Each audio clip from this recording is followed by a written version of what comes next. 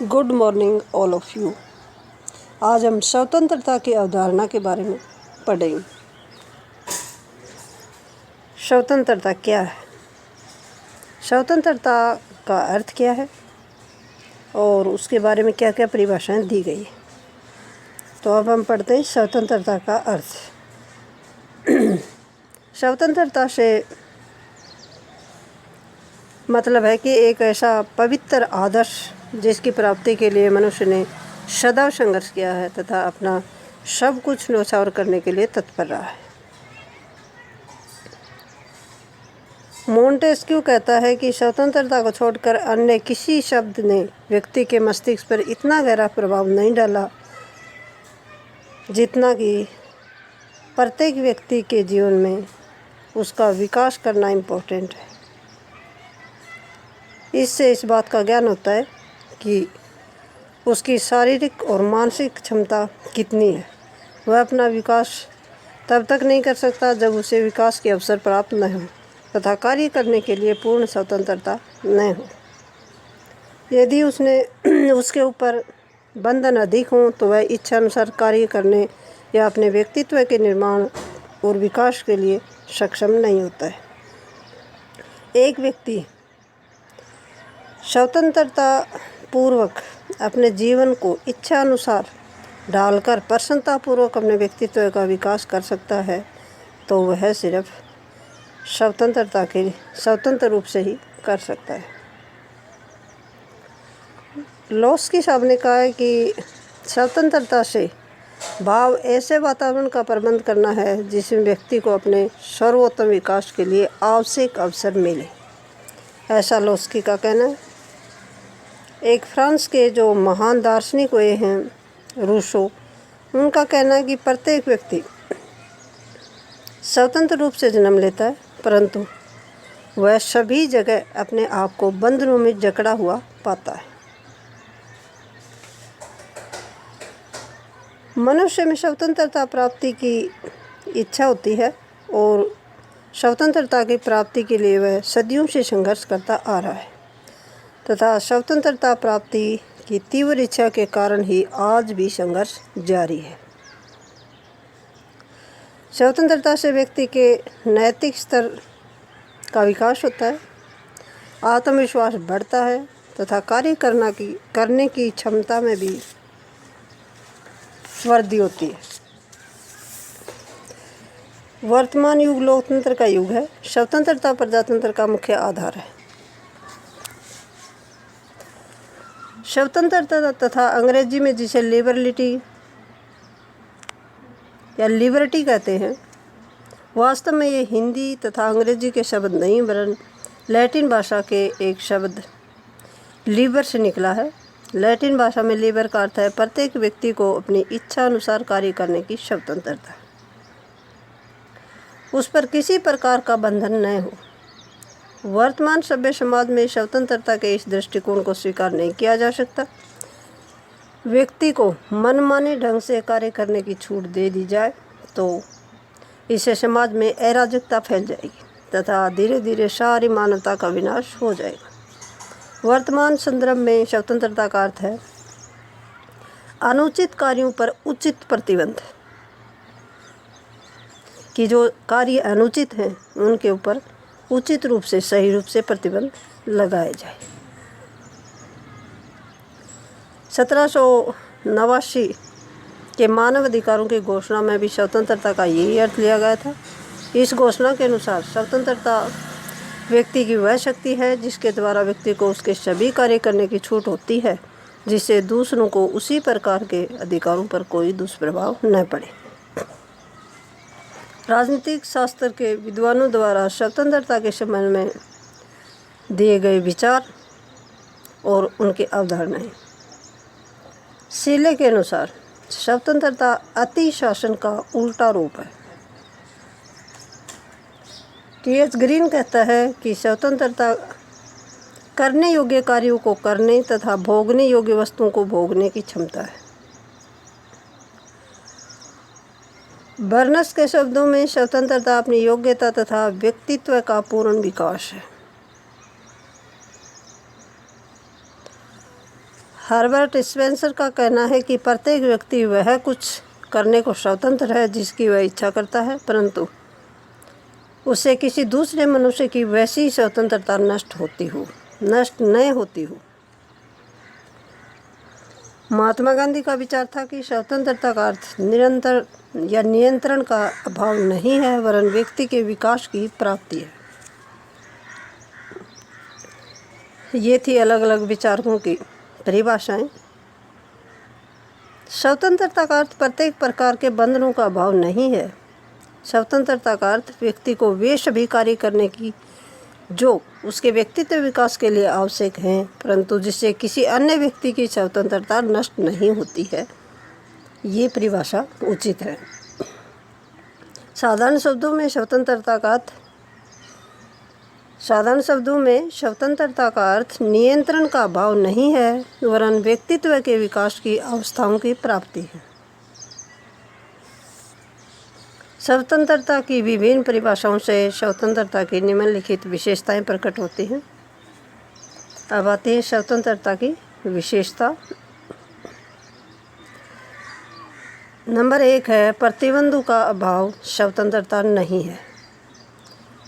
Number 2 है निरंकुश, अनैतिक, अन्यायपूर्ण पाबंदियों का अभाव स्वतंत्रता है। निरंकुश तथा अन्यायपूर्ण बंधन है तो स्वतंत्रता संभव नहीं है। नंबर 3 है अनुचित कार्यों पर उचित प्रतिबंधों के कारण ही स्वतंत्रता संभव है। नंबर 4 है स्वतंत्रता सभी व्यक्तियों को समान रूप से प्राप्त होती है। स्वतंत्रता के बिना व्यक्ति का विकास संभव नहीं है और करने योग्य कार्यों को करने में ही स्वतंत्रता संभव है। और आता है व्यक्ति को वे सभी कार्य करने की स्वतंत्रता है जिससे दूसरों को हानि न पहुँचे। इस प्रकार से स्वतंत्रता की ये 7 परिभाषाएं या 7 विशेषताएं बताई गई है कि इनकी विशेषता क्या है। अब आता है स्वतंत्रता के प्रकार। स्वतंत्रता के प्रकार कितने हैं इन विशेषताओं के आधार पर ही। तो इसमें नंबर 1 है प्राकृतिक स्वतंत्रता। स्वतंत्रता के इस प्रकार को मान्यता देने वाले समर्थकों का कहना है कि स्वतंत्रता का अधिकार व्यक्ति को जन्म से ही प्राप्त होता है। सामाजिक समझौते के समर्थक प्रवर्तक स्वतंत्रता के विचार को स्वीकार करते हैं। होब्स तथा लोक ने प्राकृतिक स्वतंत्रता को जहाँ असीमित तथा निरंकुश मानना है, वही रूसो इसे सीमित मानता है। अलग अलग विचार हैं। होब्स और लोग जो बोलते हैं वो असीमित और निरंकुश मानते हैं और रूसो इसे सीमित मानता है। प्राकृतिक स्वतंत्रता का तात्पर्य व्यक्ति को स्वेच्छा से बिना किसी बंधन के प्रत्येक प्रकार का कार्य करने की छूट है। रूसो कहता है कि प्रत्येक व्यक्ति स्वतंत्र जन्म लेता है, परंतु सभी जगह अपने आप को बेड़ियों में जकड़ा हुआ पाता है। प्राकृतिक स्वतंत्रता राज्य के अस्तित्व में आने से पूर्व भी प्राप्त थी। प्राकृतिक अवस्था में किसी प्रकार के कानून नहीं थे। व्यक्ति सभी तरह के बंधनों से मुक्त था तथा स्वतंत्रता के इस प्रकार को आधुनिक समय में स्वीकार नहीं किया जाता है। नंबर 2 पॉइंट है नागरिक स्वतंत्रता। नागरिक स्वतंत्रता का उद्देश्य समाज तथा राज्य के निर्माण के साथ हुआ था। प्रत्येक व्यक्ति किसी न किसी राज्य का सदस्य अवश्य होता है और राज्य का सदस्य अथवा नागरिक होने के नाते उसे जो स्वतंत्रता प्रदान की जाती है उसे नागरिक स्वतंत्रता कहा जाता है। सभी राज्य अपने नागरिकों को ऐसी स्वतंत्रता प्रदान करते हैं जिससे व्यक्ति अपने व्यक्तित्व का विकास करने में सफल हो सके। अगला पॉइंट है राजनीतिक स्वतंत्रता। राज्य के सभी वयस्क अधिकारों को या वयस्क नागरिकों को संविधान तथा कानून द्वारा अयोग्य व्यक्तियों को छोड़कर राज्य के कार्यों में भाग लेने का पर कोई प्रतिबंध नहीं लगाया गया है, तो इसे राजनीतिक स्वतंत्रता कहा जाता है। दूसरे शब्दों में कहें तो राजनीतिक स्वतंत्रता का अभिप्राय ऐसी स्वतंत्रता से है जिसके द्वारा नागरिकों को सरकार के कार्यों में भाग लेने का अधिकार प्राप्त होता है। प्रोफेसर लोस्की कहता है कि राजनीतिक स्वतंत्रता का अर्थ राज्य के कार्यों में भाग लेने की शक्ति से है। राजनीतिक स्वतंत्रता से भाव ऐसी स्वतंत्रता से है जिसके द्वारा लोगों को अपनी सरकार चुनने, सरकार के कार्यों में भाग लेने, सरकार की नीतियों को प्रभावित करने तथा सरकार की नीतियों की आलोचना करने का अधिकार प्राप्त होता है। लोकतंत्र को राजनीतिक स्वतंत्रता की आवश्यक शर्त माना जाता है। अगला पॉइंट है आर्थिक स्वतंत्रता।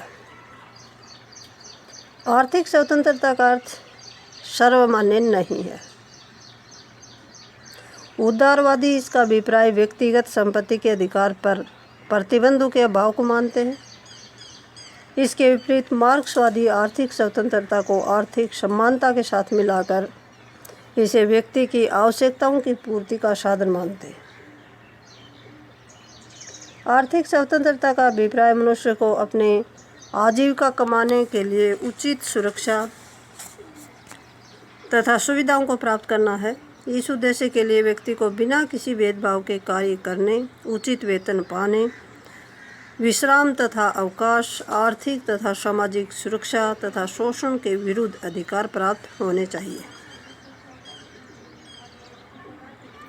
सीमित व्यक्तिगत संपत्ति के अधिकार को भी मान्यता प्राप्त हो। ये था आर्थिक स्वतंत्रता। अब आता है धार्मिक स्वतंत्रता। धार्मिक स्वतंत्रता नैतिक स्वतंत्रता का अटूट अंग है। धार्मिक स्वतंत्रता व्यक्ति की अंतरात्मा से संबंधित है।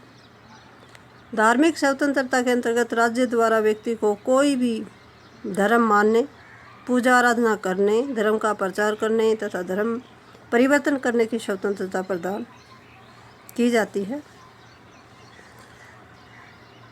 जिन देशों में धार्मिक स्वतंत्रता की स्थापना की जाती है उन्हें धर्मनिरपेक्ष राज्य कहा जाता है। किसी धर्म की कोई शिक्षा राष्ट्र एकता तथा अखंडता के लिए हानिकारक सिद्ध होती है तो राज्य ऐसे धर्म के प्रचार पर उचित पाबंदियां लगा सकता है। अगला पॉइंट आता है व्यक्तिगत स्वतंत्रता। Personal liberty. प्रत्येक व्यक्ति को अपने तन तथा मन का स्वामी माना जाता है। व्यक्ति को उन सभी कार्यों को करने की पूर्ण स्वतंत्रता होनी चाहिए जो केवल उसी से संबंधित है तथा जिसका प्रभाव किसी अन्य व्यक्ति पर नहीं पड़ता। जे.एस. मिल इसके बारे में कहते हैं कि व्यक्ति अपने आप का, अपने शरीर तथा मन का प्रभुत्वशाली स्वामी है। यदि प्रत्येक व्यक्ति की निजी स्वतंत्रता अन्य व्यक्तियों की ऐसी स्वतंत्रता के अनुकूल हो तो ऐसी स्वतंत्रता देनी चाहिए। अगला पॉइंट आता है नैतिक स्वतंत्रता। प्रत्येक मनुष्य दो तरह के कार्य करता है, एक आंतरिक कार्य तथा दूसरे बाह्य कार्य। नैतिक स्वतंत्रता मनुष्य के आंतरिक जीवन अर्थात मनुष्य के आत्मा से संबंधित है। व्यक्ति को अपनी आत्मा की आवाज़ के अनुसार व्यवहार करने की स्वतंत्रता है। जब व्यक्ति अपनी अंतरात्मा के विरुद्ध कार्य करता है तो नैतिक स्वतंत्रता का हनन होता है। राज्य को कोई ऐसा कार्य नहीं करना चाहिए जिससे व्यक्ति की नैतिक स्वतंत्रता का हनन हो।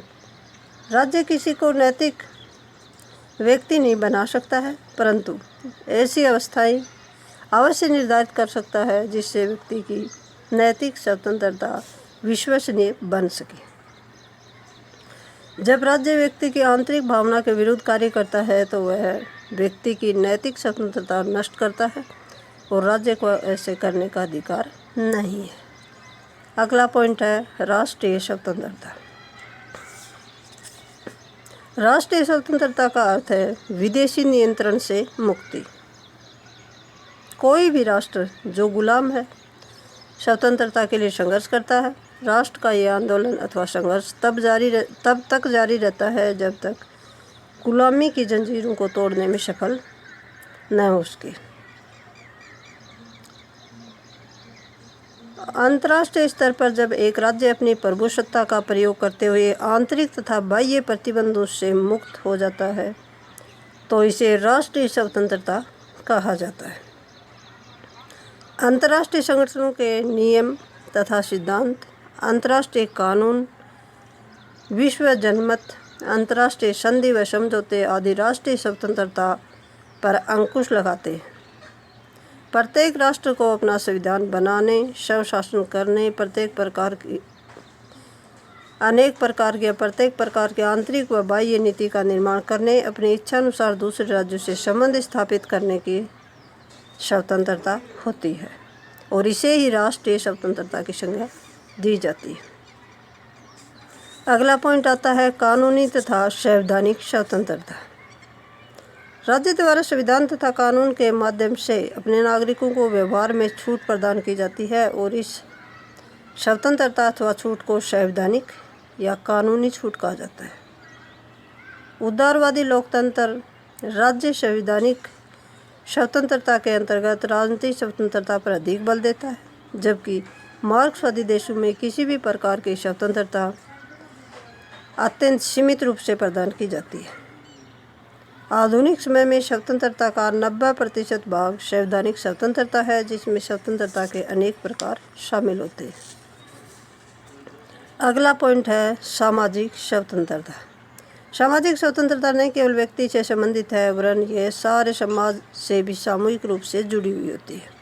जब व्यक्ति के उस व्यवहार पर जो वह सामाजिक मान्यताओं तथा प्रथाओं के आधार पर अपनाता है उस पर कोई प्रतिबंध नहीं लगाया जाता तो इसे सामाजिक स्वतंत्रता का नाम दिया जाता है। इसके अंतर्गत व्यक्ति के द्वारा समाज के नियमों का पालन करने की स्वतंत्रता निहित है। जब व्यक्ति तथा समाज के सामूहिक व्यवहार को अपनी प्रथाओं तथा परंपराओं के अनुसार व्यवहार करने की स्वतंत्रता होती है तो उसे सामाजिक स्वतंत्रता कहा जाता है। ये हो गई स्वतंत्रताएं कितने प्रकार की? 10 प्रकार की। अब हम इस निष्कर्ष पर पहुंचते हैं कि स्वतंत्रता के विभिन्न रूपों का अध्ययन करने के पश्चात ये निष्कर्ष निकलता है कि व्यक्ति अपने विकास के लिए प्रत्येक प्रकार की स्वतंत्रता का महत्व है। वर्तमान सभ्य सामाजिक जीवन में प्राकृतिक स्वतंत्रता संभव नहीं है, परंतु अन्य स्वतंत्रताओं के महत्व को अस्वीकार नहीं किया जा सकता है। स्वतंत्रता जिसके विषय में हमें सैद्धांतिक तथा व्यवहारिक अंतर देखने को मिलता है, ऐसे विचारक भी हैं जो स्वतंत्रता को व्यक्ति के विकास की आवश्यक शर्त मानते हैं और इसके विपरीत प्राकृतिक स्वरूप का समर्थन करने वाले हैं तथा इस पर प्रतिबंध लगाने वाले राज्य का विरोध करते हैं। धन्यवाद।